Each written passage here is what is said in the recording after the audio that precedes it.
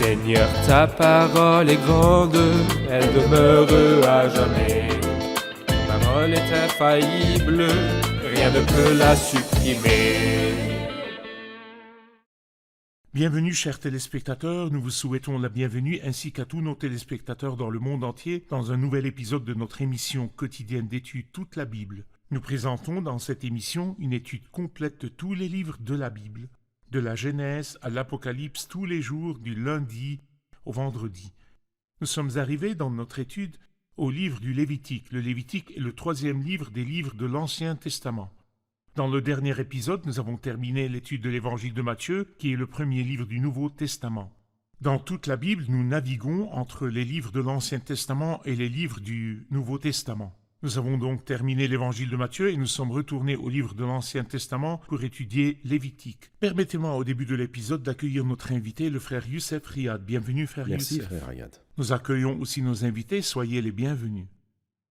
Frère Youssef, comme d'habitude dans l'étude de tout nouveau livre, nous devons prendre une idée générale du livre avant d'entrer dans les détails. Des informations sur l'auteur, l'époque de la rédaction, le titre du livre et ses parties. Donnez-nous une idée générale de l'emplacement du livre du Lévitique entre les 5 livres de Moïse. Oui, en fait, les 5 livres de Moïse sont le commencement de la Bible sainte, ou pour ainsi dire, la première brique que Dieu avait transmise à l'homme de Dieu, Moïse, pour la faire parvenir à son peuple. Et puis après, la Bible sainte a grandi et s'est développée et a atteint ce que nous apprécions maintenant. Les trésors si précieux et inestimables, c'est en fait le troisième livre. Et si vous remarquez que Lévi était en fait le troisième fils, donc d'où le titre du livre, le Lévitique, en rapport avec Lévi, qui est le troisième fils, et là aussi c'est le troisième livre. Et lorsqu'il nous dit « L'Éternel appela Moïse de la tente de la rencontre », la tente de la rencontre aussi se composait de 3 parties. Et la troisième partie de la tente de la rencontre était le Saint des Saints. Et le Saint des Saints, dans la tente de la rencontre, était un cube parfait, la longueur comme la largeur, comme la hauteur. Et tout ce que nous avons mentionné nous parle de la sainteté, qui est un mot-clé, comme nous le verrons en avançant dans l'étude de ce livre. La sainteté est un mot-clé. Et ce qui est beau, c'est que ce livre vient directement après le livre de la rédemption, comme si le Seigneur avait racheté son peuple pour la seule raison qui est de jouir de leur proximité parce que Dieu est amour. Parfait, je vous remercie. Nous allons voir quelque chose sur l'écran maintenant et vous allez commencer une par une à nous parler comme introduction à ce livre. Parlez-nous d'abord du titre Lévitique. Le Lévitique est le nom par lequel ce livre a été intitulé dans la traduction des Septante, c'est-à-dire le titre Lévitique n'est pas mentionné dans la Torah hébraïque, mais quand elle a été traduite, au IIIe siècle avant Jésus-Christ, dans la traduction des Septante, il a été intitulé Lévitique. Et quelqu'un a dit que l'on parle davantage des Lévitiques dans le livre des Nombres. Et ce livre-là parle plutôt davantage des prêtres que des Lévites. Mais le titre, selon l'original hébreu, est le premier mot qui apparaît dans le livre, à savoir le mot « il appela ». Et c'est le caractère des 5 livres de Moïse. Oui, les 5 livres de Moïse sont nommés d'après le premier mot, par exemple la Genèse, Bereshit, qui veut dire « au commencement ». C'est un titre, et ainsi de suite. Le livre de l'Exode est intitulé « Les noms, voici les noms », et là, le titre de l'hébreu original est « il appela ». Le titre dans l'original hébreu est « il appela », mais il a été traduit par Lévitique dans la Septante grecque. Exactement. Parfait. Et l'auteur, comme il nous le dit ici, c'est Moïse. Tels sont les commandements que l'Éternel donna à Moïse pour les Israélites sur le mont Sinaï. Et comme vous l'avez déjà dit, nous savons que nous avons les 5 livres de Moïse. Et même dans Luc, chapitre 16, il dit « Ils ont Moïse et les prophètes ». Il fallait que s'accomplisse tout ce qui est écrit à mon sujet dans la loi de Moïse, dans les psaumes et dans les prophètes.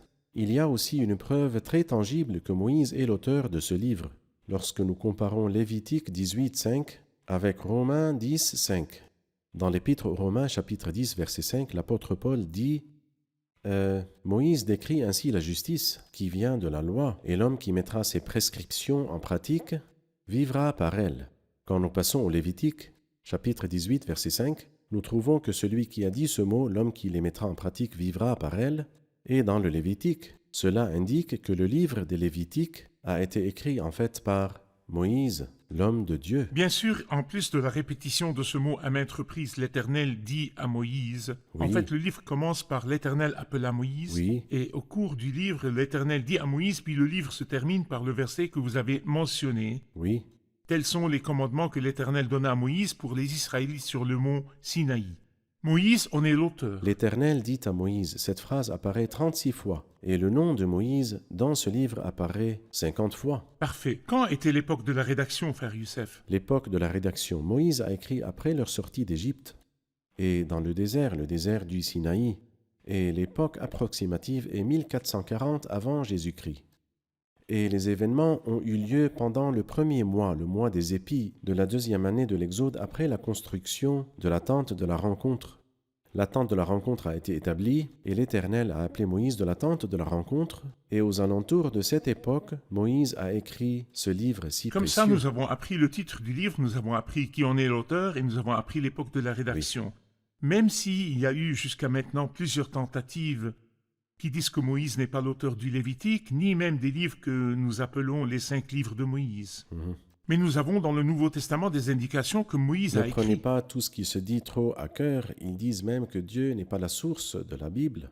Donc en fait, très malheureusement, ces gens-là vont en fait rendre compte devant Dieu qui juge les vivants et les Mais morts. pour encourager nos chers téléspectateurs, citez-nous un verset du Nouveau Testament qui dit que Moïse a écrit ces livres. Le verset que j'ai mentionné dans l'Épître aux Romains chapitre 10 verset 5, Moïse décrit ainsi la justice qui vient de la loi, l'homme qui mettra ses prescriptions en pratique vivra par elle. Ce verset se trouve dans Lévitique chapitre 18 verset 5. Je vous remercie, nous ferons une pause puis reviendrons pour une question.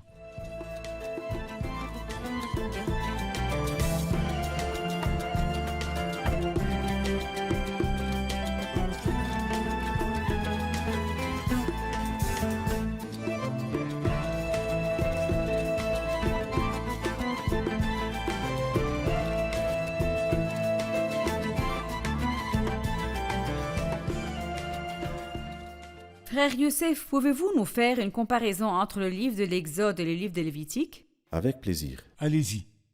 En fait, la relation entre le livre de l'Exode et le livre du Lévitique est belle. Et je vois dans le livre de l'Exode la rédemption, alors que je trouve dans le livre du Lévitique le devoir de ceux qui ont été rachetés. Le Seigneur a racheté le peuple. Alors que devrait-il faire? Deuxièmement, je peux voir l'œuvre de Dieu pour eux dans le livre de l'Exode. Et puis leur réaction et ce qu'ils devraient eux-mêmes faire envers Dieu, c'est le livre du Lévitique. Je peux voir dans le livre de l'Exode Dieu qui se rapproche de son peuple humilié afin de lui donner la liberté et la délivrance, alors que dans le livre du Lévitique, après avoir joui du salut, ils se rapprochent de Dieu pour lui offrir leur prosternation. Et enfin, quatrièmement, nous voyons dans le livre de l'Exode une grande œuvre, une œuvre dont l'effet persiste de génération en génération, une image de l'œuvre du Christ pour nous, qui persistera avec nous au siècle des siècles, tandis qu'il y a dans le livre du Lévitique une œuvre continue, une image de ce que nous ferons nous-mêmes, là, dans cette vie ici, et dans les siècles des siècles, quand nous arriverons au ciel, quand nous nous prosternerons devant celui qui nous a rachetés. Je vous remercie, frère Youssef. Revenons encore une fois à l'écran et parlez-nous aussi de l'introduction. Oui. Nous avons parlé du titre du livre, de l'auteur et de l'époque de la rédaction. Très bien. Nous devons en savoir plus sur le sujet du livre. Le sujet du livre, je vois bien que c'est un double sujet, puisque ce livre nous parle de l'adoration d'une part et de la sainteté d'une autre part. Et en fait, c'est beau que nous comprenions qu'il est inutile d'adorer avec une vie impure, parce que Dieu rejette une telle adoration. Ce que Dieu veut, c'est « lavez-vous, purifiez-vous, mettez un terme à la méchanceté de vos agissements ». C'est pourquoi du chapitre 1 au chapitre 10, nous voyons l'adoration, alors que du chapitre 11 jusqu'à la fin de ce livre, il nous parle de la sainteté. Nous cherchons toujours dans tous les livres où se trouve le Christ. Oui, Nous savons que les livres de l'Ancien Testament ont parlé d'avance du Christ. très bien. Où trouvons-nous le Christ dans ce livre? En fait, le Christ remplit ce livre d'une image, mais pleine de symboles. Par exemple, les sacrifices et les offrandes. Nous avons 4 sacrifices de sang, à savoir l'Holocauste, le sacrifice de communion, le sacrifice pour le péché et de la culpabilité. Et tout cela nous dépeint les différents aspects de la mort de Jésus-Christ. Nous avons aussi une offrande qui s'appelle l'offrande de la fleur de farine, une image de la vie du Christ et de sa sainte humanité. Ce n'est pas nous qui disons cela, mais quand nous allons à l'Épître aux Hébreux chapitre 10, c'est pourquoi en entrant dans le monde, le Christ dit « Tu n'as voulu ni sacrifice, ni offrande, ni sacrifice de communion, ni holocauste, mais me voici, je viens. » Et c'est comme si le Christ était venu pour remplacer l'offrande de la fleur de farine dans sa vie et les 4 sacrifices dans sa mort. Nous voyons aussi le grand prêtre dans ce livre. Qui est le grand prêtre? Allez à l'Épître aux Hébreux et vous saurez que le grand prêtre est le Christ. Nous avons aussi par exemple le grand jour des expiations. Qui est la victime expiatoire? C'est lui que Dieu a destiné à être une victime expiatoire par son sang pour ceux qui croiraient. Par exemple, nous avons les saisons et les différentes fêtes, à commencer par le sabbat. Et qui est le Seigneur du sabbat? Qui est le sabbat véritable? Et le mot sabbat veut dire repos. Qui donne du repos? Autre que lui. Puis il est la Pâque. Le Christ est notre Pâque, puis il est le premier-né. Le Christ est ressuscité précédant ainsi ceux qui sont morts. Et ainsi toutes les saisons nous parlent en fait du Christ. Ce livre du Lévitique est donc l'un des livres qui nous parle le plus du Christ, mais en images et symboles différents. Bien sûr, nous avons au jour des expiations ce que l'on appelle le bouc C'est d'Azazel. vrai. Nous avons besoin d'un commentaire là-dessus tant que nous sommes dans l'introduction du livre, parce que ce nom a été mal utilisé et il a été publié dans des romans de la part de ceux qui insultent la Bible. Et ils ont dit que le bouc d'Azazel est offert et que Azazel signifie Azraël, comme si la Bible nous enseignait à offrir des sacrifices à Satan. Que signifie le mot Azazel et le bouc d'Azazel? En fait, au jour de l'expiation, nous allons parler un peu d'avance, mais quand nous arriverons au chapitre 16, nous découvrirons qu'il y avait en fait 2 boucs. Un bouc pour le Seigneur et un bouc pour Azazel. Le bouc qui était pour le Seigneur était égorgé et on emportait le sang dans le Saint des Saints. Alors que le bouc qui était pour Azazel, le prêtre mettait ses mains dessus et ainsi tous les péchés du peuple étaient transmis sur la tête du bouc d'Azazel. Le bouc d'Azazel nous parle-t-il du Christ? La réponse est oui. Et l'Éternel a fait tomber sur lui nos fautes à tous. Ésaïe 53, verset 6. Alors donc, le bouc d'Azazel est une image du Christ. Le Christ qui a lui-même porté nos péchés dans son corps sur le bois de la croix. Alors que le bouc qui a été égorgé et dont le sang a été porté dans le Saint des Saints est aussi une image du Christ. Lui qui est entré dans le Saint des Saints avec son propre sang et nous a obtenu un rachat éternel. Que signifie le mot Azazel? Isolement ou séparation ou éloignement ou départ. Parfait. Parce que les péchés étaient transmis sur lui et puis il était chassé dans le désert. Et quelqu'un a dit « Je n'oublierai jamais le bouc, le meilleur témoin, le jour où il a porté mes péchés. » Puis il dit « Il a jeté mes péchés dans le repli de la terre, dans un endroit désertique. » Et puis ce bouc s'est égaré dans son désert, et le souvenir de mes péchés s'est terminé. Donc, le bouc d'Azazel est une image de ce que le Christ a fait en éloignant de nous nos péchés. C'est vrai. Il a éloigné de nous nos péchés. C'est le bouc Très de bien. l'isolement ou le bouc du déplacement. Pas Azraël, mais Non, ça n'a rien à Azazel. voir, c'est juste. Parfait, je vous Azraël remercie. n'a jamais été mentionné dans la Bible. Il n'y a pas d'Azraël dans la Bible. Revenons encore une fois à l'écran pour voir Oui, l'introduction d'accord. à ce livre. Nous avons appris comment le Christ est offert. Oui. Allons au verset clé. Quel est le verset clé Oui, de le ce verset livre? clé est très important. Eh bien, le verset clé est « Vous serez saints, car moi, je suis saint ». Comme je l'ai dit tout à l'heure, c'est que sans la sainteté, personne ne verra le Seigneur. Pas seulement je ne peux pas me prosterner, moi je ne verrai pas Dieu et Dieu ne me verra pas sans la sainteté. Et cette sainteté n'est pas moins importante dans le Nouveau Testament qu'elle ne l'était dans l'Ancien Testament. Alors donc, si le mot sainteté est un mot clé, mentionné environ 90 fois, comme nous allons voir tout à l'heure, mais je veux dire que dans le Nouveau Testament, la sainteté n'est pas moins importante. Il nous dit dans 1 Pierre chapitre 1, « Puisque celui qui vous a appelé, puisqu'il est saint, vous aussi soyez saints dans toute votre conduite. » Nous remarquons là qu'il a ajouté 2 choses. Là, il dit seulement « Vous serez saints car moi je suis saint ». Mais dans 1 Pierre 1, « Puisque celui qui vous a appelé est saint, soyez comme lui. » Et la deuxième chose, « Puisqu'il est saint, vous aussi soyez saints dans toute votre conduite. » Alors, le christianisme nous enseigne la sainteté. Et je souhaite de tout mon cœur que l'homme, prudent et sage, pense que Dieu est saint. Les yeux de ce Dieu sont trop purs pour voir le mal.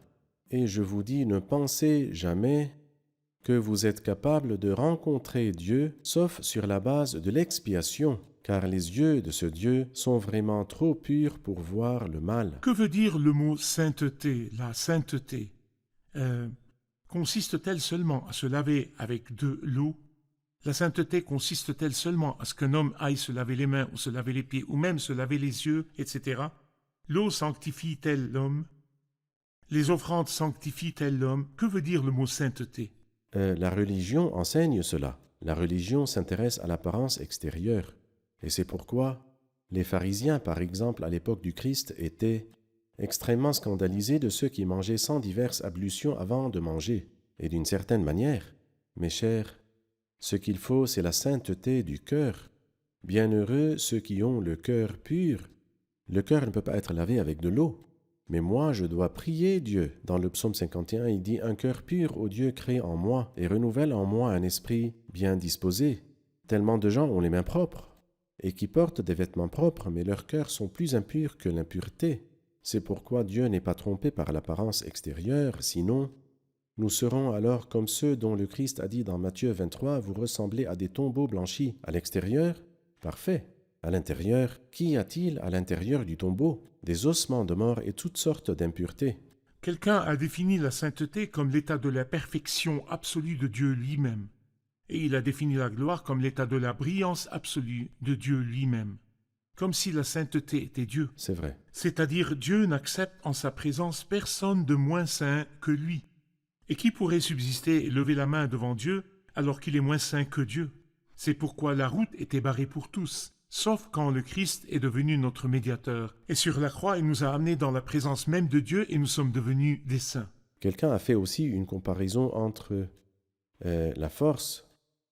Il dit 2 fois j'ai entendu ceci et 2 fois j'ai entendu ceci, que la force appartient à Dieu. Nous tous nous disons que Dieu est fort. Lui seul est le fort. 2 fois. C'est dans le psaume. Mais quand il a parlé de la sainteté de Dieu, il l'a mentionné 3 fois. Saint, saint, saint, saint. Parfait. À propos, le mot saint, vous avez dit environ ou 90 sainteté fois. 90 fois. Quels sont les autres mots-clés du livre? Le mot expiation est très important. 36 fois, c'est-à-dire 6 fois 6. Expiation, couvrir et recouvrir. Le mot expiation en hébreu signifie couvrir. Et le mot expiation en grec signifie satisfaction. Et en fait, lorsque le Christ est mort, il est mort afin de couvrir et pour satisfaire. Et que couvre-t-il? Notre condition corrompue, nos péchés. Et qui satisfait-il? Il satisfait Dieu contre qui nous avons péché. C'est pourquoi ce mot est souvent répété dans l'Ancien Testament et surtout dans le livre du Lévitique. Et chaque fois que ce mot apparaît dans la Bible, qui est le livre le plus ancien qui parle de l'expiation, il est associé au sang. C'est vrai. Il n'y a pas d'expiation sans sang. C'est par la vie que le sang fait l'expiation. L'expiation est liée dans l'esprit des gens à offrir certaines choses, ou à jeûner certains jours, ou à offrir certaines sommes. Vous expiez un certain péché en offrant une chose spécifique, mais l'expiation est associée à offrir du sang. C'est le sang qui expie.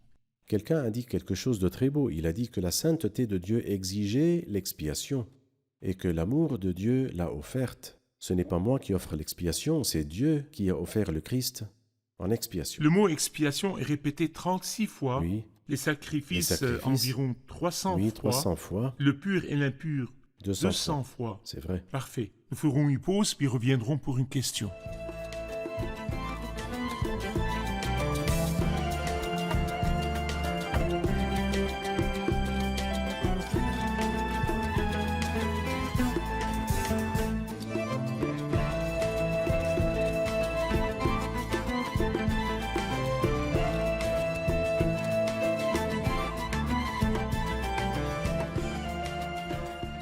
Quel est le lien entre le livre du Lévitique et le reste des 5 livres de Moïse? À vous, frère Youssef.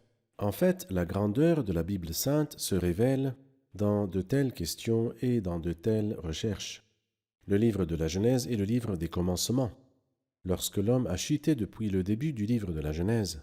Et malheureusement, ce livre-là qui a commencé par Dieu regarda tout et constata que c'était bon, quand nous arrivons à la fin du livre, nous trouvons que le grand Joseph est mort.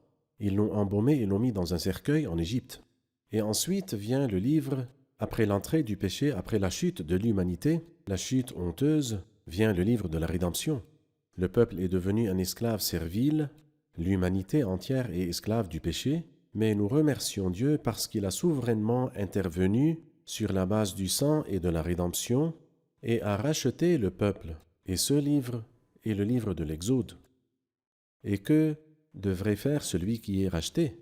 Il devrait rendre à Dieu ses bienfaits en offrant des actions de grâce et en se prosternant. Et ça, c'est le livre du Lévitique. Mais nous avons du travail non pas seulement dans le Saint des Saints, mais aussi à l'extérieur du camp, nous avons du travail. C'est pourquoi le livre des Nombres vient nous parler du service. La prosternation vient donc avant le service. Et pourquoi cela? Parce que tout simplement, la part de Dieu vient toujours avant la part de l'homme. Oui, nous devons servir. Et c'est le livre des Nombres. Oui, mais avant de servir, nous devons nous prosterner. Dans la première épître de Pierre, dans le chapitre 2, il nous parle de prêtres saints afin d'offrir des sacrifices. Et ensuite, il dit un sacerdoce royal afin de proclamer. Nous devons faire les deux, mais il faut commencer par le sacerdoce saint avant le sacerdoce royal. La part de Dieu d'abord. La part de Dieu d'abord. Quelqu'un a dit que le livre du Lévitique, que ce livre parle surtout des prêtres et non pas des Lévites. Mais nous allons lire beaucoup sur les Lévites dans le livre des Nombres. Et pourquoi? Parce que le livre du Lévitique est celui de la prosternation. Et la prosternation est la tâche des prêtres. Tandis que les Lévites, leur travail, c'est le service. Et le thème du service, c'est le livre des Nombres. Et enfin, nous trouvons le livre du Deutéronome. Et c'est beau que ce livre soit le dernier de ces 5, car c'est le livre de l'obéissance, les bénédictions de ceux qui obéissent et les malédictions de ceux qui désobéissent. Y a-t-il une malédiction pour les désobéissants? Oui. Y a-t-il des bénédictions pour les obéissants? Oui. Et bien sûr, le plus grand obéissant qui était sur la face de la terre était le Seigneur Jésus-Christ, dont l'obéissance est apparue d'une manière merveilleuse et unique dans la tentation. Quand il lui a dit « Ordonne que ces pierres deviennent des pains », Satan lui a dit ceci. Jésus répond, « Il est écrit, l'homme ne vivra pas de pain seulement, mais de toute parole qui sort de la bouche de Dieu. » Et c'était une citation du chapitre 8 du livre du Deutéronome. Je vous remercie, Frère Youssef, pour ce lien entre les 5 livres de Moïse. J'ai une dernière question sur les parties du livre du Lévitique. Nous allons voir quelque chose ensemble sur l'écran et vous allez nous l'expliquer. Les parties du livre du Lévitique, là, il est clair qu'ils se divisaient en 2 parties. La première partie du chapitre 1 jusqu'à 10 et la deuxième partie de 11 à 27. Le thème de la première partie se rapprochait de Dieu. Le thème de la deuxième partie, la sainteté. Et comme nous l'avons dit, nous répétons, c'est pour se rapprocher de Dieu, il faut se rapprocher dans une condition, des ornements sacrés. Et c'est pour cela que l'expiation doit avoir lieu, parce que je ne peux pas me rapprocher dans mon état et mes erreurs, mais je dois profiter de l'expiation du Christ. La première partie, qui est de 1 à 10, se divise en 2 parties. De 1 à 7, les différents sacrifices, qui sont 4 sacrifices de sang plus une offrande de la fleur de farine, alors que de 8 jusqu'à 10, il parle du sacerdoce, le sacerdoce qui offre ses sacrifices. Alors que la partie de la sainteté se divise en 3 parties, la portée de la sainteté de 11 à 15, le fondement de la sainteté, le chapitre 16 qui est le grand jour des expiations, ensuite les différentes lois de la sainteté du chapitre 17 jusqu'au chapitre 27. Je vous remercie pour cette leçon enrichissante. Que Dieu vous bénisse. protège. Nous profitons tellement de votre présence et nous avons tellement de richesse dans la parole de Dieu. vrai. Nous sommes sur le point d'étudier le livre du Lévitique, ce livre riche. Nous sommes arrivés à la fin de l'épisode, nous allons le réviser avec nos invités. Qu'avons-nous appris de l'introduction au livre du Lévitique? Nous avons appris que le livre du Lévitique, comme tous les autres livres de la Bible, proclame l'unité du sujet de la Bible, qui est la personne du Christ et l'œuvre du Christ, car le témoignage de Jésus est l'esprit de la prophétie. Si l'on veut faire une comparaison entre le livre de l'Exode et du Lévitique, on constate que l'Exode parle de la rédemption. Dieu se rapproche du peuple par la grande œuvre qui est l'œuvre du Christ sur la croix, et c'est une œuvre continue et elle continuera au siècle des siècles. Dans le Lévitique, nous trouvons les devoirs des rachetés et le rapprochement du peuple de Dieu par l'œuvre continue qui commence quand nous sommes sur terre et au siècle des siècles qui est la prosternation. Nous avons vu le Christ là dans ce livre, mais de façon symbolique. L'offrande de la fleur de farine qui parle de l'humanité du Christ et les sacrifices qui parlent des aspects de la mort du Christ et le jour des expiations où il est la victime expiatoire. Et il parle là aussi de la Pâque et il est aussi le Christ notre Pâque. Merci, que le Seigneur vous bénisse. Merci, Frère Youssef, que le Seigneur vous bénisse. Chers téléspectateurs, Satan a semé dans l'esprit des gens que Dieu est lointain. Mais la révélation biblique nous dit que c'est Dieu qui a appelé l'homme et que c'est lui qui a communiqué avec l'homme.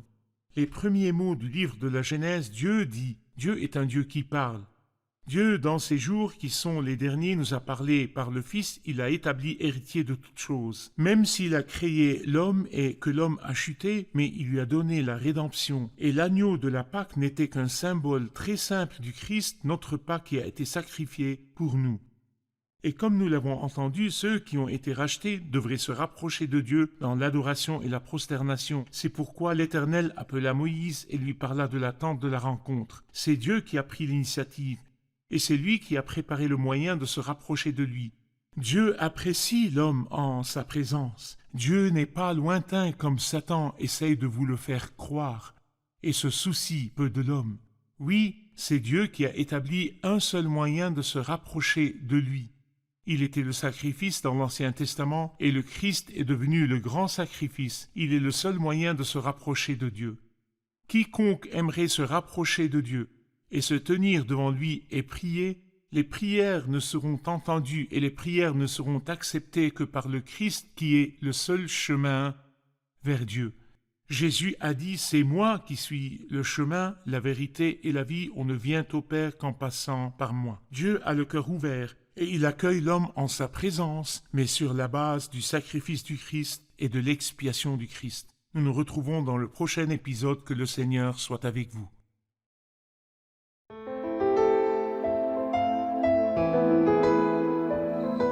Seigneur, ta parole est grande, elle demeure à jamais.